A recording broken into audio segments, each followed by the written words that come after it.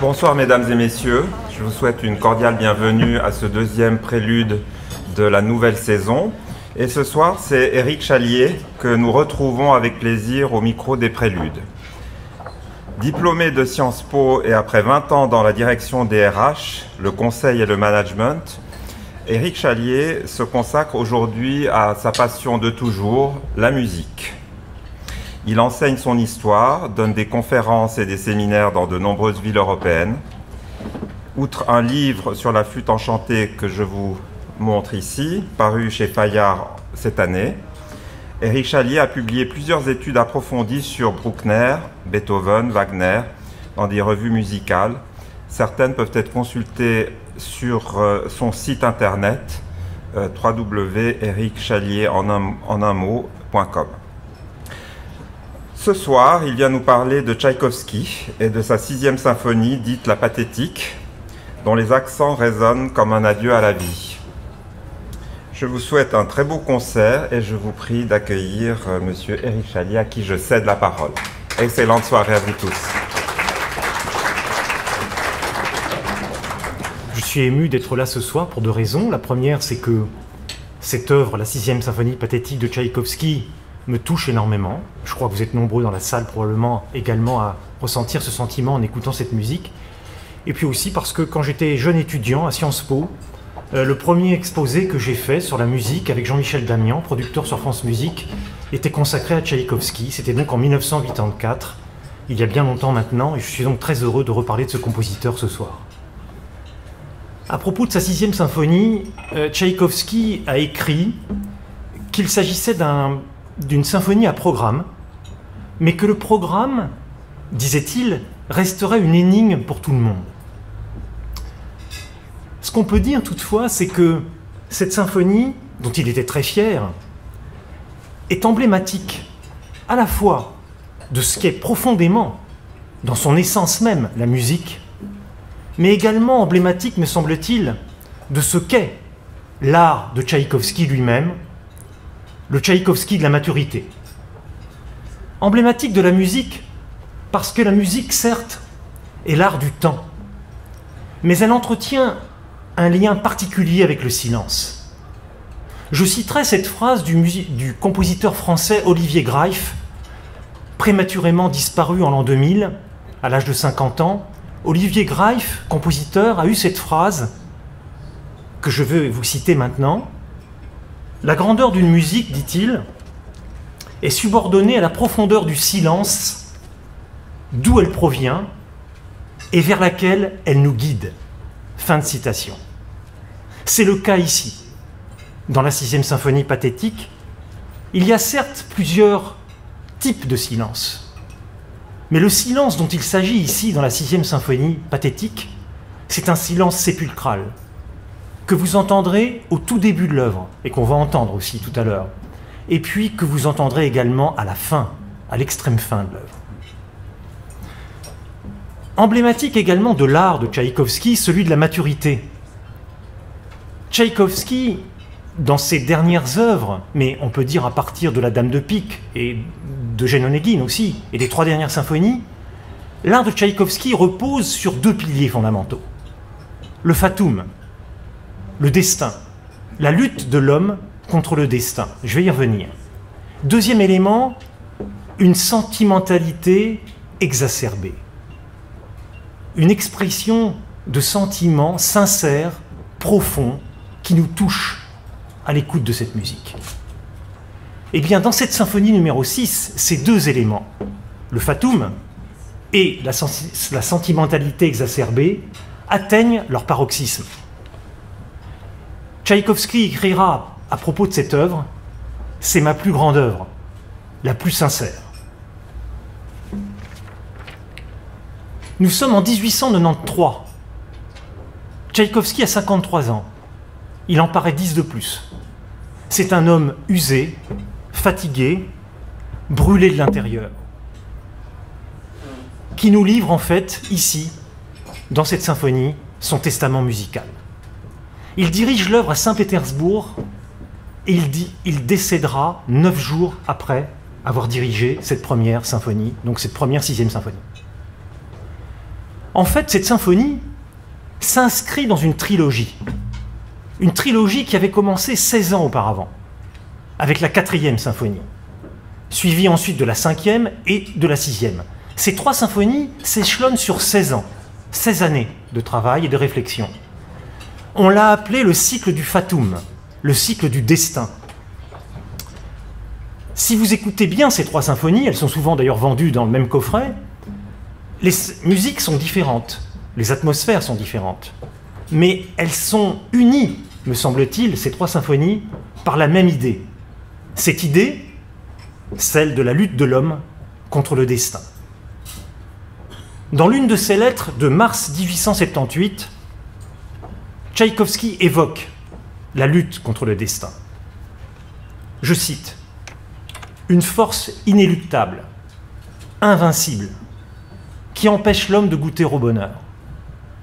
Une sorte d'épée de Damoclès, suspendue au-dessus de nos têtes, que nul ne peut maîtriser. » Il ajoute, « Il faut naviguer sur cette mer jusqu'à ce qu'elle vous saisisse et vous engloutisse dans ses profondeurs. » Fin de citation.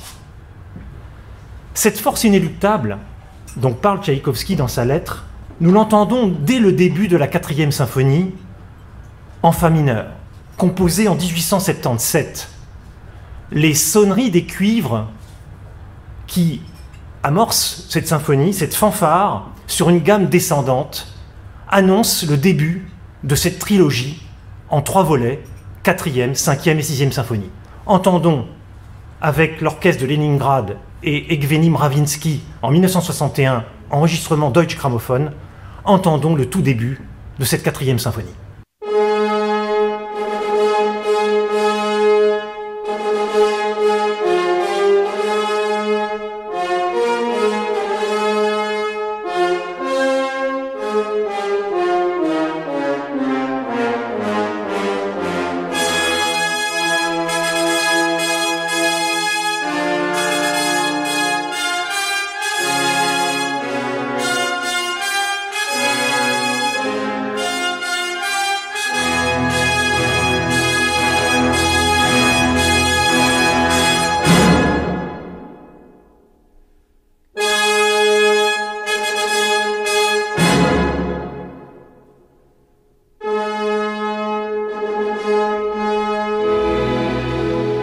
Ces cuivres menaçants, on les retrouve 16 ans plus tard, dans le premier mouvement de la 6e symphonie, dans le développement. Encore plus stridentes, les cuivres, les trompettes notamment, qui chez Tchaïkovski, les trompettes sont souvent associées à la douleur.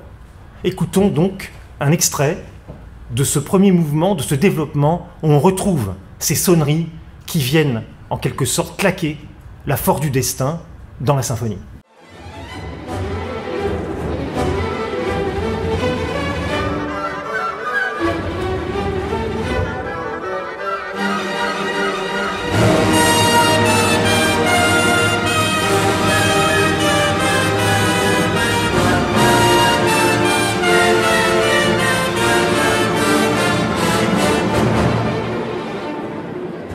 Vous avez entendu ces trompettes stridentes qui viennent effectivement marquer par leur force, par leur dissonance, la douleur que ressent le compositeur.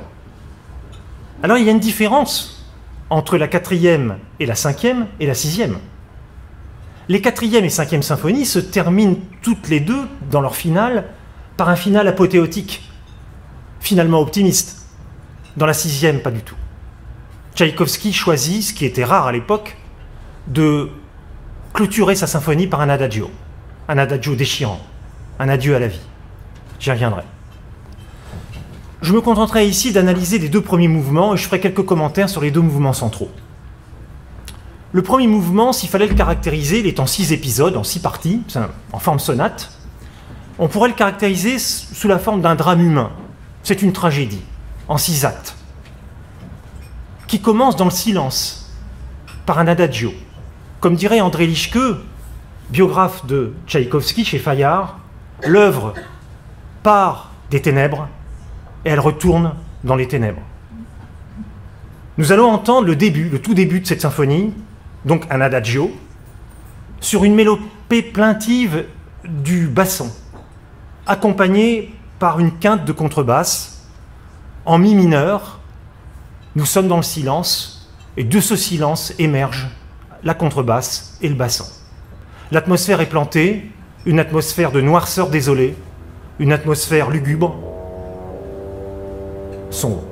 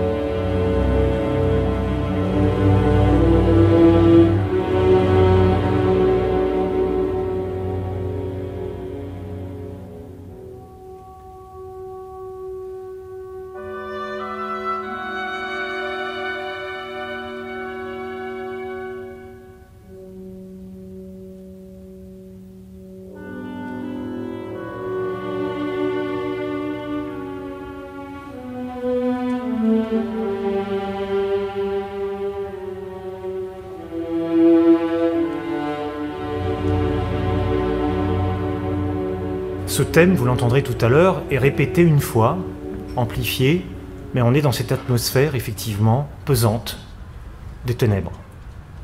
Suivra un premier thème, dans le cadre de la forme sonate classique, qu'on peut appeler thème A, un thème tourmenté, musique assez stressante, en si mineur, et puis surgit ensuite, au fil du mouvement, un second thème, qu'on pourrait appeler B, et que Tchaïkovski note andante. Ce thème, il est en ré majeur cette fois. On passe du mineur au majeur. Et ce thème est extrêmement sentimental. C'est une sorte de leitmotiv qui reviendra à plusieurs reprises tout au long du premier mouvement, de plus en plus intense, de plus en plus lyrique, de plus en plus désespéré. Écoutons donc ce thème de l'andante.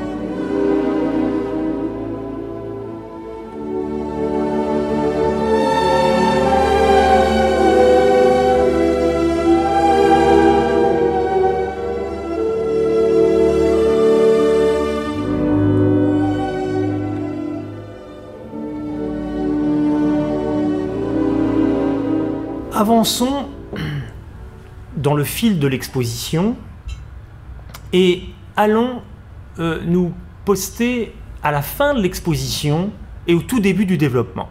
On va d'abord entendre une clarinette plaintive comme étouffée dans l'extrême grave, à l'extrême fin de son intervention. Écoutons la fin de l'exposition, cette clarinette plaintive qui reprend d'ailleurs le thème qu'on vient d'entendre, que j'ai appelé le thème B, l'andante.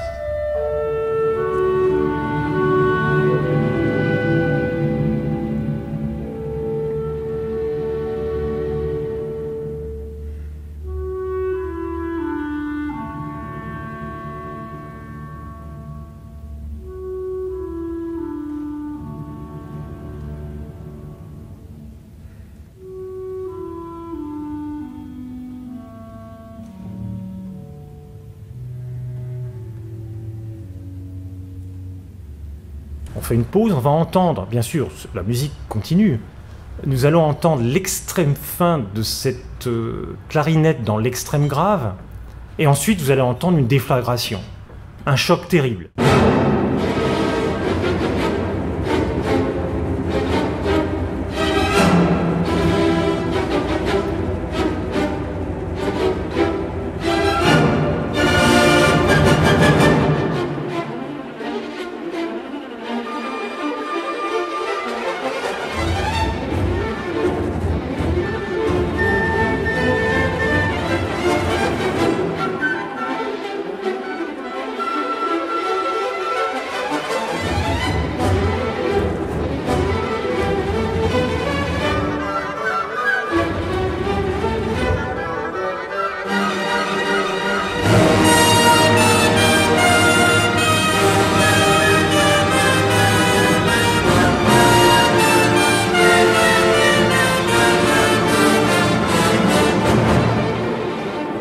Alors là, on fait une pause volontairement parce que, vous savez, c'est comme une langue étrangère, la musique. Hein. Quand on ne la maîtrise pas bien, on a toujours l'impression que les gens parlent trop vite. Et là, la musique, ça va très vite. Et dans ce passage-là, il se passe beaucoup de choses. On vient de réentendre, hein, je vous les ai fait entendre tout à l'heure, les sonneries stridentes qui incarnent donc le fatum, hein, cette force invincible dont parlait Tchaïkovski dans sa lettre. À la fin de cet épisode, et là on voit bien qu'il s'agit d'un combat, probablement d'un combat intérieur, on entend un thème, et là celui-là, il ne faut pas passer à côté, me semble-t-il. Figurez-vous que Tchaïkovski cite à ce moment-là, on va l'entendre bientôt, un extrait du Requiem orthodoxe, l'office des morts, qu'il repose avec les saints. Donc vous imaginez, il est en train de camper musicalement un combat contre les forces du fatum. Et à l'extrême fin de cette phase de combat, il va y en avoir une autre, hein, on entend quoi? On entend un extrait du Requiem orthodoxe. Le combat est perdu d'avance.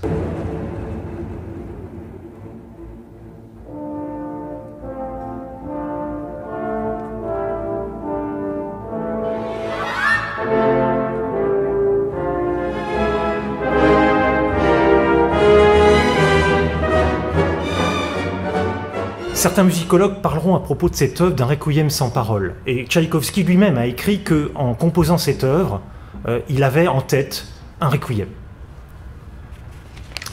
Mais le combat se poursuit. Pour autant, il ne s'arrête pas. Il est de plus en plus acharné. Les cuivres vont se faire de plus en plus stridents. Nous allons entendre encore une partie du développement, le point culminant de ce premier mouvement. Nous allons entendre des sonneries agressives, encore plus agressives, au cuivre, donc les trompettes et les trombones essentiellement, le fatum. Ensuite, nous allons entendre des coups de boutoir de l'orchestre, essentiellement par les cordes. Et puis le tembé, l'andante, que nous avons entendu tout à l'heure, qui revient désespéré, accompagné des sonneries des cuivres stridentes et accompagné aussi d'un roulement de timbales permanent. Et puis enfin, un grondement dissonant. Un grondement dissonant qui vient sonner la fin du combat et qui terrasse le héros.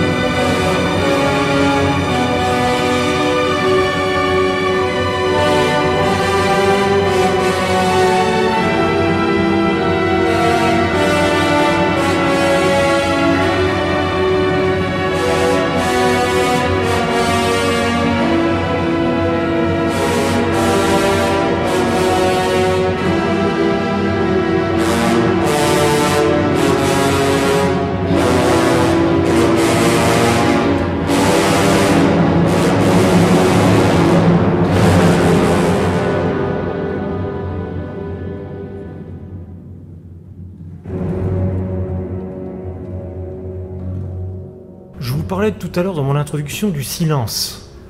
Ce silence, on va le retrouver à la fin du premier mouvement, qui se termine sur des pizzicati, des cordes, sur le thème d'un choral sur des notes descendantes. Songeons que Tchaïkovski a composé ce premier mouvement en seulement 5 jours. C'est, me semble-t-il, un indice très puissant de son génie. Le deuxième mouvement est gracieux, mélancolique. C'est une valse à 5 temps, ce qui était assez courant dans la musique populaire russe de l'époque. Cette valse, probablement, Tchaïkovski, qui était le maître de la danse, le maître du ballet, le maître de la valse, cette valse, ici, dans cette symphonie, dans ce requiem sans parole, pourrait signifier, soyons prudents, pourrait signifier finalement les plaisirs à la fois furtifs et éphémères de l'existence.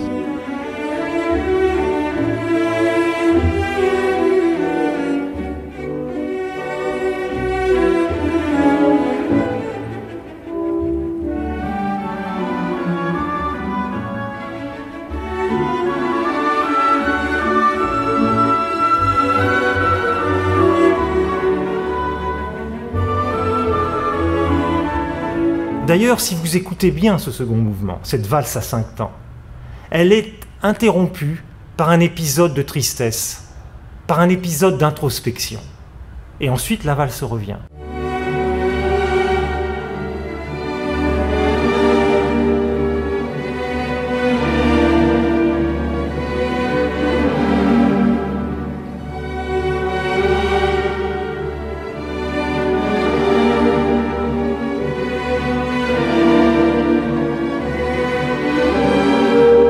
Le fatum n'est pas loin, le destin n'est pas loin, même dans un mouvement de valse, de danse, comme le fait Tchaïkovski dans ce deuxième mouvement.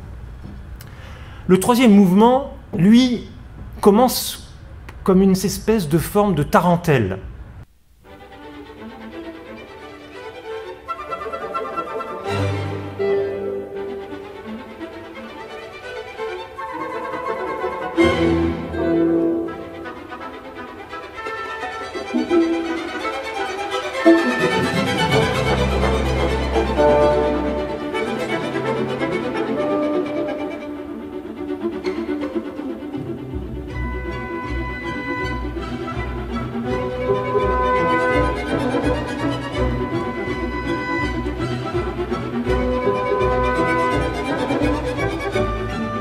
Et ensuite, une marche surgit au loin.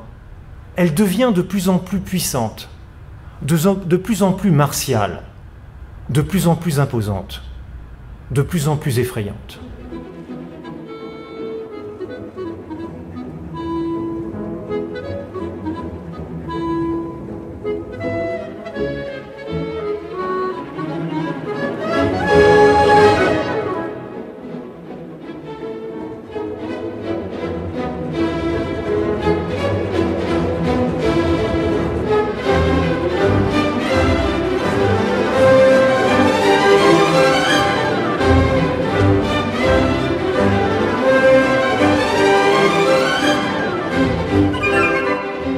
Cette marche, c'est un scherzo.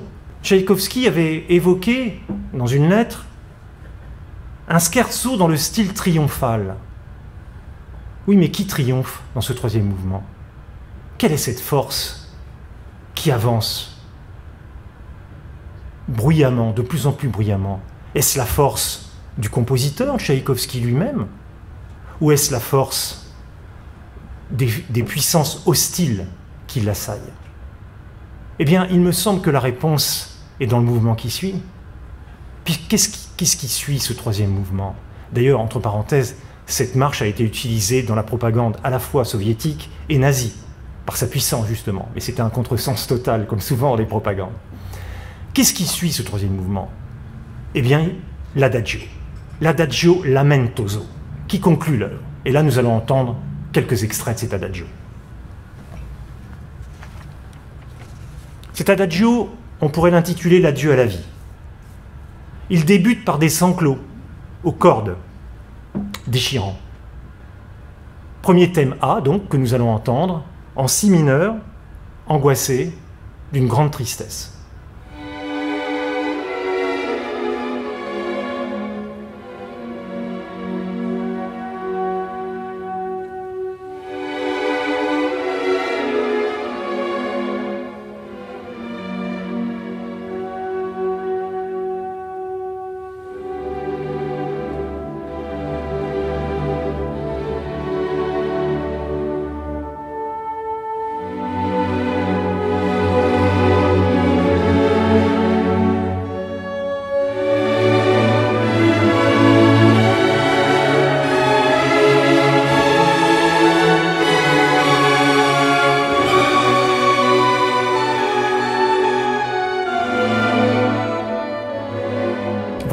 premier thème A qui débute cet adagio lamentoso.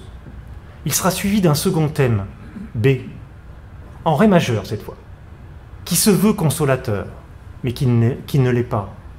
Ce thème B est résigné, imprégné de regrets, comme une immense nostalgie. Écoutons ce deuxième thème B de l'adagio lamentoso.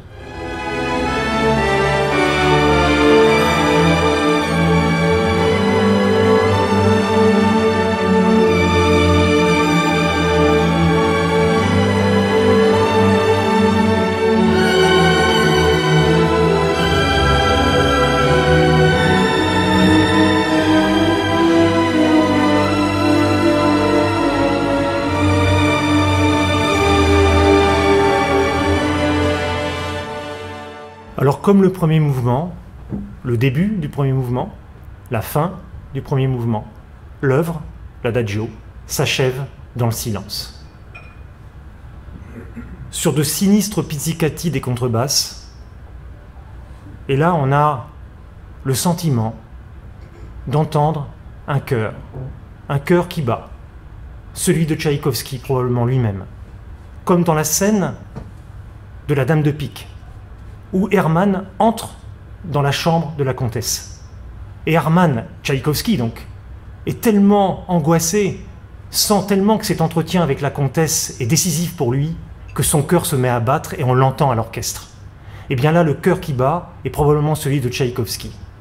Et c'est d'autant plus bouleversant quand on sait que cet homme de constitution fragile souffrait de tachycardie. Écoutons l'extrême fin de cette œuvre.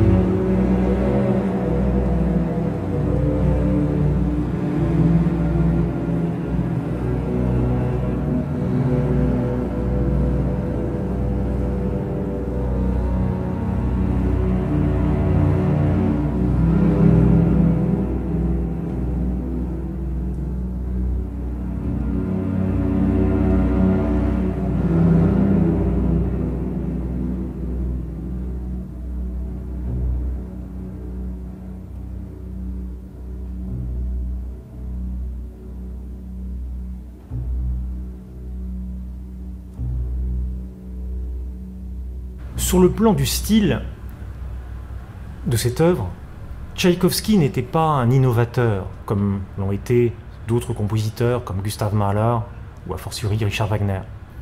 Mais on peut dire que de la forme sonate qu'il a respectée, il en a fait quelque chose d'assez original, très structuré, très construit, puisque chaque événement découle des précédents. Il y a un lien organique entre les thèmes, au sein des mouvements, mais au sein des 4 mouvements aussi, au sein de chaque mouvement, mais au sein des 4 mouvements, les thèmes s'entrecroisent, s'entremêlent.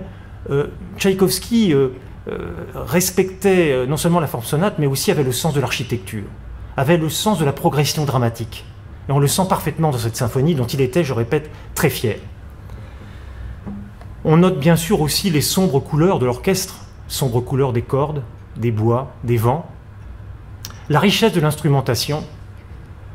Tchaïkovski, comme Bruckner, comme Wagner, était fortement influencé par Berlioz. Et d'ailleurs, la marche du 3e mouvement fait étrangement penser à la marche du supplice de Berlioz, de la symphonie fantastique. C'est une architecture émotionnelle. Alors certains beaux esprits ont dit, oui, mais il y a trop de sentiments dans cette musique, trop de pathos. Non, il y a du sentiment. Et il y a une grande sincérité. C'est une musique existentielle. Alors, Tchaïkovski avait-il le pressentiment de sa mort, pour conclure? Lorsqu'il a composé cette symphonie, c'est très difficile à dire. Les lettres qu'il écrit à son neveu, Bob Davidoff, font état d'une énergie, d'une joie même d'avoir composé cette symphonie. Très difficile de savoir s'il avait le pressentiment de sa mort, en tout cas en démarrant cette symphonie. S'est-il suicidé? La réponse est oui.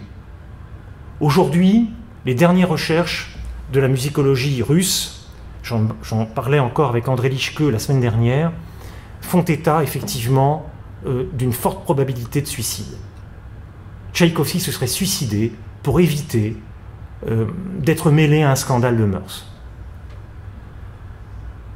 Tchaïkovski était un homme de constitution fragile, angoissé, qui souffrait en plus d'une homosexualité qu'il avait peine à avouer et qui le faisait beaucoup souffrir.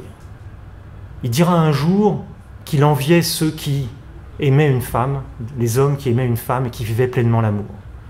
Écoutons Roméo et Juliette ou Eugène Onégine et nous comprendrons à quel point Tchaïkovski plaçait haut l'amour entre l'homme et la femme. Finalement, peu importe. Un musicologue anglais a voulu plaquer une grille de lecture sur cette symphonie uniquement centrée sur le rapport que Tchaïkovski entretenait avec son homosexualité. Je ne pense pas qu'il faille aller dans cette direction. Je crois qu'avec ses couleurs d'orchestre sombres et crépusculaires, avec ses dissonances douloureuses, Tchaïkovski nous livre ici une sorte de testament, un requiem sans parole, reflète son drame intime, mais ce drame intime prend ici une dimension universelle. La dirigée, dira Leonard Bernstein, la dirigée mène au bord du gouffre. Je vous remercie de votre attention, je vous souhaite une excellente soirée et merci encore de votre écoute.